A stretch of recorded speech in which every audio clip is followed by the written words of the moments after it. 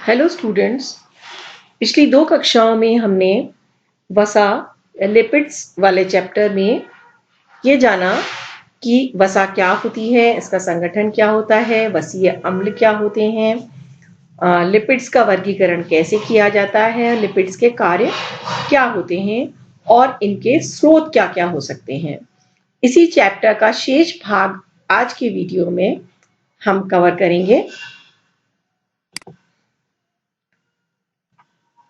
सबसे पहले तो हम देखेंगे कि वसा या लिपिड की कुछ विशेषताएं क्या हैं जो इसे दूसरे पदार्थों से, दूसरे पोषक तत्वों से इसको भिन्न करती है। हर पदार्थ में अपनी कुछ विशेषताएं होती हैं, तो उसी तरह से वसा में भी है। सबसे पहली इसकी विशेषता यह है कि वसा जो होती है ये जल में अघुलनशील होती है। इसको जल में हम कितनी भी कोशिश करें जल में घुलती नहीं है। इसको घोलने के लिए ईथर, पेट्रोलियम, क्लोरोफॉर्म, बेंजीन आदि कुछ कार्बनिक रसायन होते हैं, केवल उन्हीं में ये घुल सकती है। प्रकृति, स्वाद, गंध, इसका पिघलने का बिंदु मतलब इसका मेल्टिंग पॉइंट जो है ये इस पर निर्भर करता है कि इसके अंदर कार्बन की श्रृंखला कितनी लंबी है और वो सैचुरेटेड है या अनसैचुरेटेड है ना। अनसैचुरेटेड हम लोग पढ़ चुके हैं पहले कि अनसैचुरेटेड द्रव रहते हैं और सैचुरेटेड ठोस हो जाते हैं।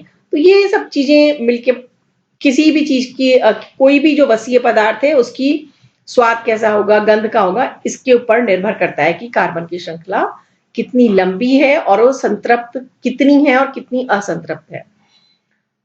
और जो सामान्य तापमान पर, रूम टेम्परेचर पर, मतलब 20 डिग्री सेंटीग्रेड के आसपास जो वसा जम जाती है उसे हम घी की श्रेणी में रखते हैं, और जो 20 डिग्री सेंटीग्रेड पे भी तरल रहती है उसे हम तेल की श्रेणी में रखते हैं। जब वसा को अधिक समय तक गर्म किया जाता है तो उसमें से बेटा आप लोगों ने देखा जब हम कोई भी तेल घी को बहुत गर्म करते हैं तो उसमें से धुआं निकलना शुरू हो जाता है। वो क्यों होता है? क्योंकि ये अपने सरल रूप में आ जाती है, मतलब वसीय अम्ल और ग्लिसरीन में ब्रेकअप हो जाती है। उसकी वजह से ये एक्रोलीन नामक पदार्थ इसके अंदर बनता है। ये एक्रोलीन पदार्थ जो होता है ये स्वास्थ्य के लिए बहुत ही हानिकारक होता है। ये हमारे पाचक तंत्र को नुकसान पहुंचाता है और इसको पचाना बहुत मुश्किल होता है। इसलिए कोई भी वसा जो होती है उसको बहुत समय तक गर्म नहीं करना चाहिए। इसीलिए कहते हैं बेटा जो तले हुए भोज्य पदार्थ होते हैं वो हमारे स्वास्थ्य के लिए हानिकारक होते हैं, क्योंकि तलने में क्या होता है, हम तेज उसको गर्म करते हैं और बार बार एक निकालते हैं फिर दूसरी बार डालते हैं, तो लगातार होता है। तो ये एक्रोलीन नामक पदार्थ बन जाता है जो हमारे स्वास्थ्य के लिए अत्यंत हानिकारक होता है। इसी तरह से अगर वसा को लंबे समय तक खुला छोड़ दिया जाए तो ये वातावरण की ऑक्सीजन के संपर्क में आने से इसका ऑक्सीकरण हो जाता है और उसकी वजह से जो भी वसा होती है, तेल, घी वगैरह, वो रैंसिड हो जाते हैं। आप लोगों ने ध्यान दिया होगा बच्चों, जब बहुत पुराना हो जाता है तेल या घी तो उसमें एक पर्टिकुलर गंध आने लग जाती है। वो उसकी रैंसिड वाली जो गंध होती है उसको हम सब महिलाएं पहचानते हैं जो घर में कुकिंग वगैरह का काम करते हैं। आप लोग भी देखिएगा, आपकी माँ से पूछेगा, कभी कोई पुराना तेल कहीं पड़ा हुआ रह गया हो, कोई तेल की खाली बॉटल पड़ी रह गई हो, तो आप उसको सूंघ कर अच्छी तरह से आइडेंटिफाई कर सकते हैं कि ये रैंसिड वाली स्मेल है। और ये रैंसिडिटी जो होती है ये भी हमारे स्वास्थ्य के लिए हानिकारक होता है। तो इसलिए जो घी तेल रैंसिड हो गया है उसको हमें खाने के प्रयोग में नहीं लाना चाहिए। फिर वसा की एक विशेषता है इमल्सीकरण। इमल्सीकरण क्या है बेटा? जल, अभी आपको बताया कि ये वसा जो है जल में घुलनशील नहीं होती है, लेकिन वसा को, ये मैंने आपको आरंभ में भी बताया था कि जब इमल्शन क्या होता है मैंने बताया था। तो जब वसा को पानी के अंदर घोल के बहुत तेज गति से उसको हिलाया जाए, इसको मिक्स करने की कोशिश की जाए, चाहे वो मिक्सी से, किसी मशीन के माध्यम से, तो क्या होता है कि वसा के जो टुकड़े होते हैं वो छोटे छोटे टुकड़ों में, छोटे छोटे अणुओं में बढ़ जाता है और वो पानी के साथ में मिक्स नजर आता है। उसको हम इमल्शन कहते हैं। और हमारे जो अंडा है, दूध, दही, छाछ, इसमें जो वसा होती है वो इमल्सीकृत रूप में ही उपस्थित होती है। अगली जो बहुत महत्वपूर्ण विशेषता है इसकी है हाइड्रोजनीकरण। जब असंतृप्त वसीय अम्ल के अंदर हाइड्रोजन प्रवेश करवा दिया जाए तो जो असंतृप्त है वो भी संतृप्त हो जाएंगे और वो उसका वसा का रूप परिवर्तित हो जाएगा। तो इस तरह से ये संतृप्त करके वनस्पति घी ऐसे ही बनाया जाता है। जो वनस्पति तेल होते हैं उसको हाइड्रोजन प्रवेश कारक है, इसीलिए आप देखिएगा वनस्पति घी के डिब्बे पे लिखा होता है हाइड्रोजनेटेड फैट, मतलब इसके अंदर हाइड्रोजन ऐड कर दी गई है। तो वो फिर उसमें क्या होता है कि वो जम जाता है और ये हाइड्रोजनीकरण जो होता है बेटा ये भी हमारे स्वास्थ्य के लिए हानिकारक होता है, इसलिए हाइड्रोजनेटेड फैट का प्रयोग नहीं करना चाहिए। इससे बेहतर है हम तेल का उपयोग करें। एक और जो विशेष गुण इसके अंदर होता है वो है साबुनीकरण। अगर वसा को क्षारीय पदार्थों के साथ मिलाते हैं तो उससे साबुन का निर्माण हो जाता है। साबुन का निर्माण जो होता है बेटा जो हम लोग प्रयोग करते हैं उसका इसी प्रकार से करते हैं कि वसा के अंदर क्षारीय पदार्थ को मिक्स करके और साबुन बनाया जाता है। सामान्यतः हमारे शरीर के अंदर ये प्रक्रिया नहीं होती है, लेकिन कभी कभी ऐसा होता है कि कुछ ऐसे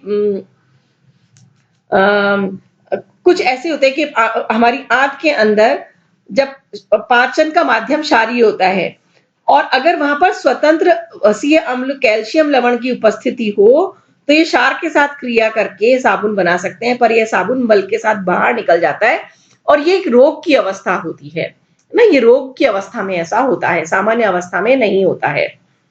फिर वसा के अंदर विटामिन ए, डी, ई और के को घोलने की क्षमता होती है। इसी वजह से जब भी आहार के अंदर ये विटामिन होते हैं और साथ में वसा होगी तभी वो उसका अवशोषण हो पाता है, क्योंकि ए, डी, ई, के इसके अंदर घुल जाते हैं और फिर हमारी छोटी आंत की जो विलाय होते हैं उनके द्वारा अवशोषित कर लिए जाते हैं। इसी तरह से समुद्री जीवों से जो वसा प्राप्त होती है वो कठोर रूप में होती है।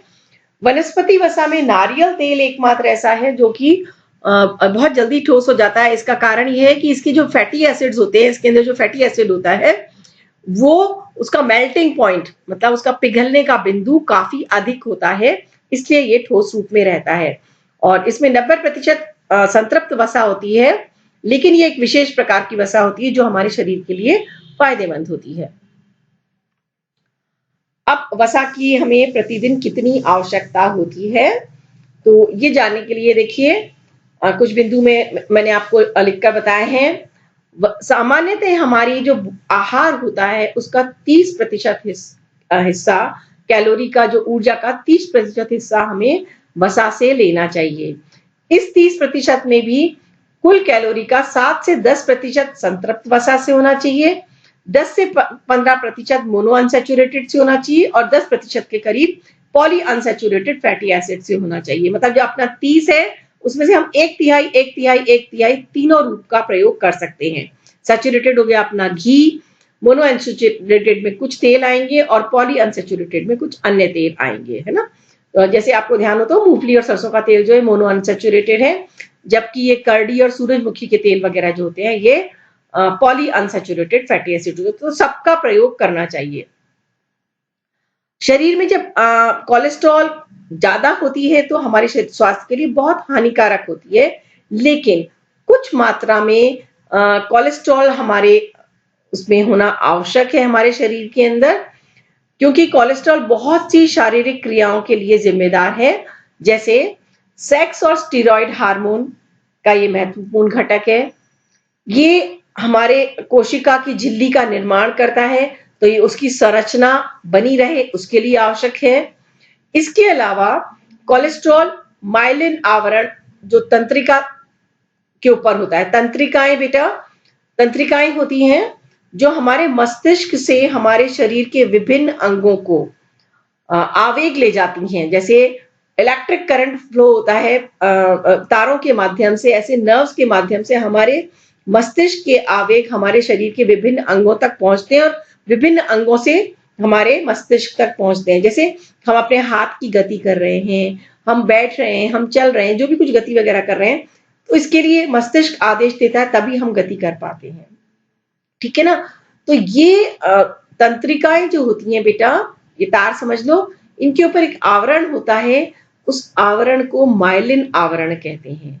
और इस माइलिन आवरण की वजह से, ठीक उसी तरह से जैसे बिजली के तारों के ऊपर आपने देखा प्लास्टिक की कोटिंग होती है, ऐसे तंत्रिकाओं के ऊपर माइलिन की कोटिंग होती है और इस माइलिन आवरण की वजह से ही जो हमारी इम्पल्सेस होती हैं, जो हमारे आवेग हैं, वो द्रुत गति से इधर से उधर मस्तिष्क से विभिन्न अंगों तक और विभिन्न अंगों से मस्तिष्क तक पहुंच पाते हैं।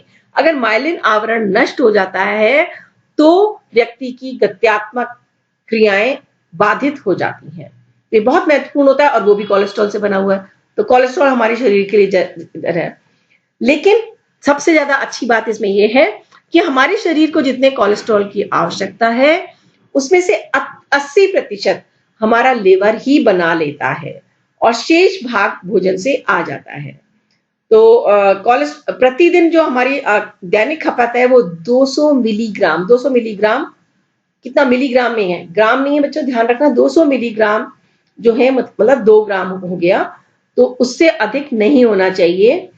और यकृत हमारी लगभग दैनिक आवश्यकता को पूरा कर देता है, इसलिए इसे भोजन में ग्रहण ना करें कोलेस्ट्रॉल को तो भी चलेगा। अब ICMR भारतीय आयुर्विज्ञान संस्थान ने हमारे भारतीयों के ऊपर गहन अध्ययन करके उन्होंने निकाला है कि कौन से पोषक तत्व की कितनी आवश्यकता है हमारे शरीर को। तो ये मैंने आपको सारणी के रूप में प्रस्तुत किया है। देखिए, शिशुओं के लिए हमें 25 से 30% चाहिए। विद्यालय जाने वाले बालक मतलब 12 वर्ष तक के बच्चे जो होते हैं, ये 20 से 25% होना चाहिए कुल ऊर्जा का, ठीक है ना। और किशोर और युवकों के लिए कुल ऊर्जा का 15 से 20% पर्याप्त होता है। बेटा यहाँ पे ध्यान रखो, जैसे जैसे हम बड़े होते जाते हैं हमारे आहार की मात्रा बढ़ती जाती है, इसलिए इसकी प्रतिशत जो है वो कम होता जा रहा है। और प्रौढ़ गर्भवती स्त्री और धात्री माता के लिए कुल ऊर्जा का 10 से 20% वसा से प्राप्त हो तो पर्याप्त होता है। और वैसे बच्चों मैंने आपको RDA टेबल दी थी पिछले प्रोटीन वाले चैप्टर में, उस टेबल में गौर से देखिएगा कि किस आयु वर्ग के लिए कितने ग्राम वसा चाहिए। अब ध्यान रखिए, 1 ग्राम वसा 9 किलो कैलोरी देती है। ये मैं आपको कई बार बता चुकी हूँ, आपको याद हो जाना चाहिए। और ये हमें कहाँ कहाँ से मिल सकती है? दूध, अगर हम मलाई नहीं निकाल रहे हैं, पूरा दूध ले रहे हैं, फुल क्रीम फुल फैट दूध ले रहे हैं, सूखे मेवे, नट्स जितने भी होते हैं अपने सूखे मेवे, नट्स में जैसे आगे आपकी मूंगफली है, तिल है, अंडा, मीट, मछली आदि से मिल जाती है। खड़ी और साबुत दालों जैसे राजमा, छोले, चना वगैरह जो है, इसमें भी बहुत नगण्य सी मात्रा में वसा होती है, लेकिन ये मात्रा बहुत नगण्य होते हुए भी हमारे शरीर और हृदय के लिए बहुत अच्छी होती है। और प्रतिदिन कितना लेना चाहिए व्यक्ति को? आम बोलचाल के हम उसमें देखें तो किसी को बताना हो तो प्रतिदिन एक व्यक्ति को 1 से 2 चम्मच देशी घी और खाना बनाने के लिए 3 से 4 छोटे चम्मच यानी 20 ml।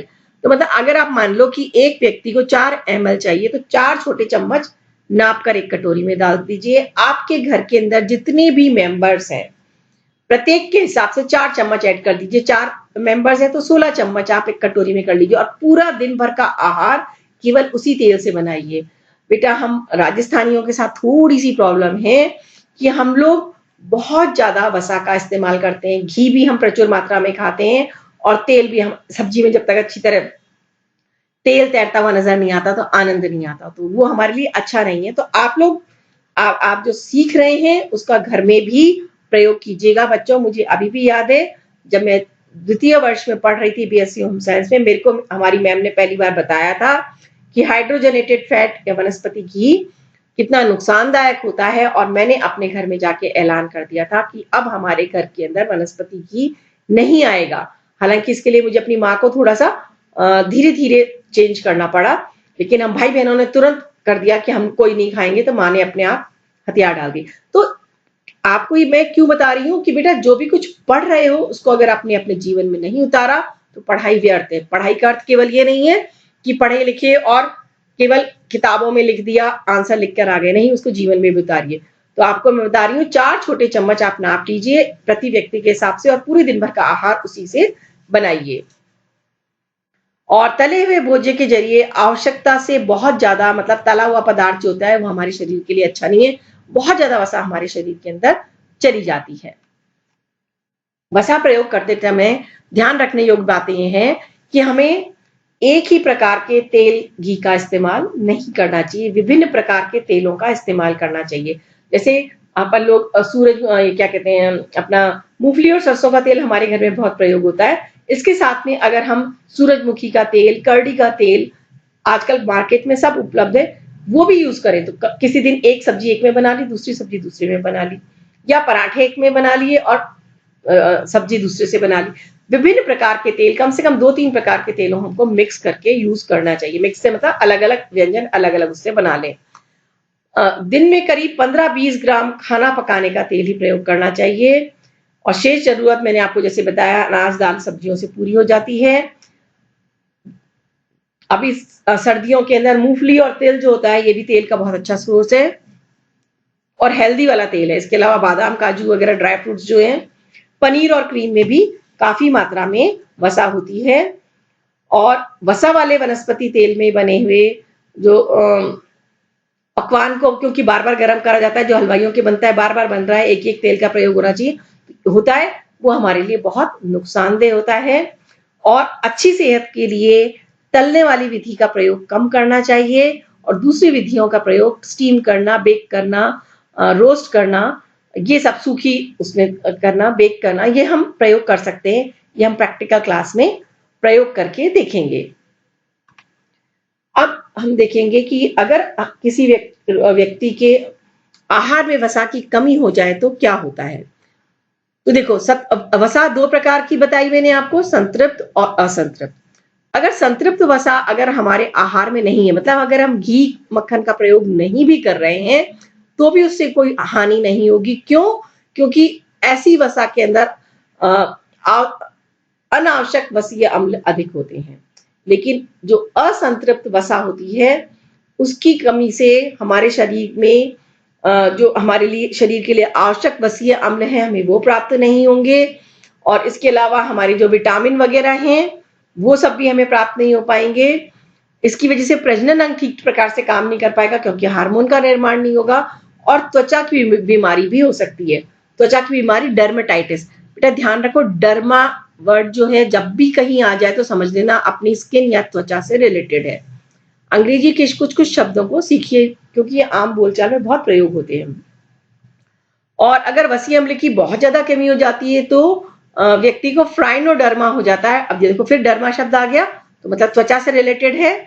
इस बीमारी में हमारे शरीर के विभिन्न हिस्सों में छोटे छोटे दाने निकल आते हैं, त्वचा शुष्क हो जाती है, बच्चों में दांत खुजली की समस्या भी हो सकती है। और ये देखा गया अध्ययनों से पता चला है कि इस समस्या का निदान कैसे होता है, आवश्यक वसीय अम्ल देने से इस समस्या का समाधान भी आसानी से हो जाता है। और अगर बहुत लंबे समय तक वसा की कमी रहे, बेटा लंबे समय तक वसा की कमी सामान्यतः नहीं होती है, तब होती है जब व्यक्ति बहुत ही गरीब हो, उसके पास में पैसे नहीं हो, जैसे अकाल हो गया हो, कहीं पे कोई महामारी हो गई हो, कोई युद्ध की विभीषिका झेल रहा है कोई देश बहुत देर तक, तो वहां पर खाद्यान्न उपलब्ध ही नहीं है, तभी ऐसा होता है। तो ऐसे में क्या होता है, शारीरिक भार व्यक्ति का कम होता चला जाता है। उसके शरीर में जो घुलनशील विटामिन है ए, डी, ई, के, इनकी भी कमी हो जाएगी। उनके जो लक्षण होंगे वो भी दिखाई देंगे। जैसे विटामिन ए की कमी हो गई तो रतौंधी हो जाएगी, डी की कमी हो गई तो हड्डियों में प्रॉब्लम हो जाएगी, ऐसे वो सारी प्रॉब्लम्स भी ऐड हो जाएंगी। और फिर सबसे महत्वपूर्ण क्या होगा कि अगर वसा नहीं होगी तो प्रोटीन जिसका कार्य हमारे शरीर का निर्माण करना है, वो निर्माण कार्य करने की जगह ऊर्जा देने का काम करने लगेगा। तो इससे निश्चित रूप से हमारे शरीर में अपघटन की प्रक्रिया आरंभ हो जाएगी।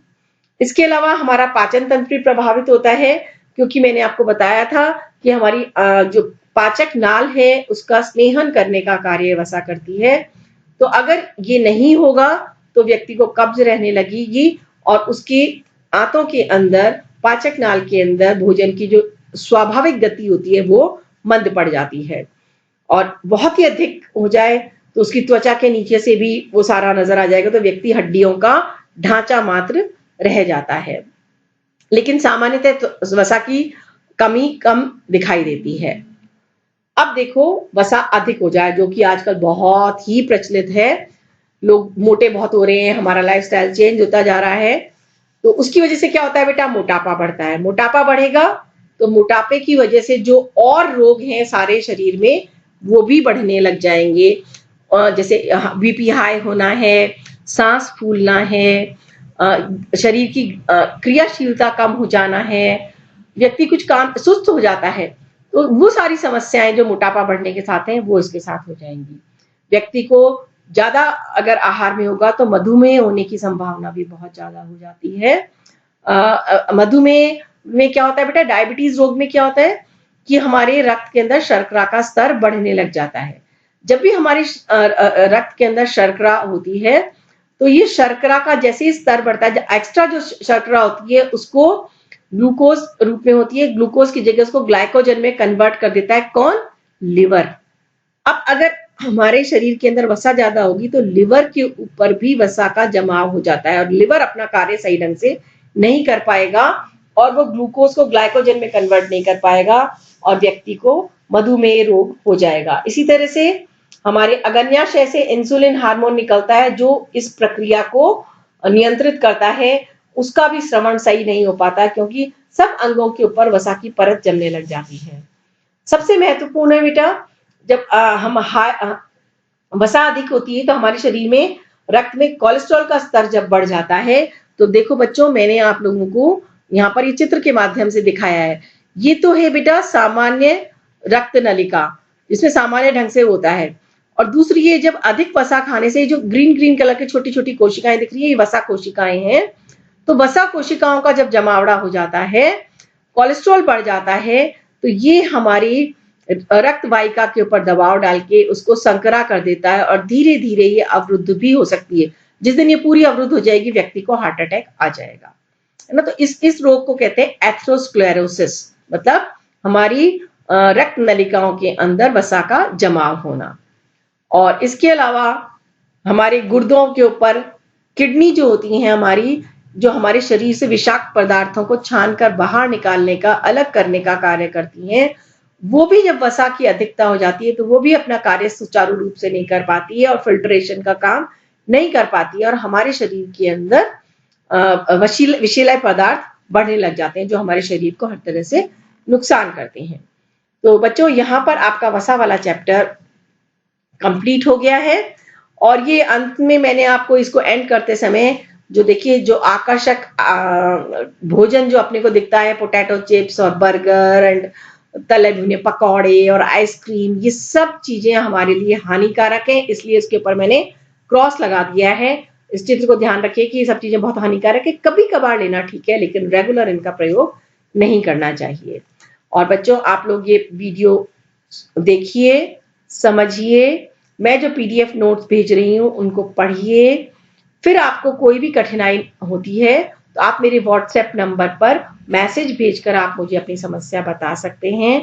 वीडियो देखने के बाद नीचे जो आपका कमेंट बॉक्स है उसके अंदर अपना नाम, कक्षा का नाम, सेक्शन जरूर लिख दीजिएगा जिससे मैं आपके अटेंडेंस लगा दूं। वीडियो देखने के साथ ही इस चैनल को सब्सक्राइब वाले बटन पे क्लिक कीजिए। सब्सक्राइब करने से ही होगा कि अगली बार जैसे ही मैं कोई वीडियो अपलोड करूंगी आप लोगों तक सूचना मिल जाएगी। ओके बच्चों, नेक्स्ट क्लास में फिर मिलेंगे।